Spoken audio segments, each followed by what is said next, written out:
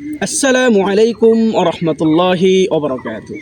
সুপ্রিয় দর্শক মণ্ডলী, আজকে আপনাদেরকে এই ভিডিওর মাধ্যমে এমন একটি আমলের কথা বলে দিব যে আমলটি করলে আপনি দুনিয়া ও আখেরাতে কামিয়াব হতে পারবেন ইনশাআল্লাহ। তাই ভিডিওটি না টেনে সম্পূর্ণ ভিডিওটি দেখার অনুরোধ রইল। আমলটি হলো ধৈর্য ধারণ করা। যে ব্যক্তি ধৈর্য ধারণ করবে, ধৈর্যশীল হবে, আল্লাহ তাআলার উপর নৈরাশ হবে না, যে কোনো পরিস্থিতিতে আল্লাহ তাআলার উপর ভরসা করবে, সে দুনিয়া ও আখেরাতে কামিয়াব হতে পারবেন ইনশাআল্লাহ। কারণ আল্লাহ রাব্বুল আলামিন কোরআনুল কারীমের মধ্যে বলেন, ইন্নামা ইউওয়াফাস সাবিরুনা আজরাহুম বিগাইরি হিসাব।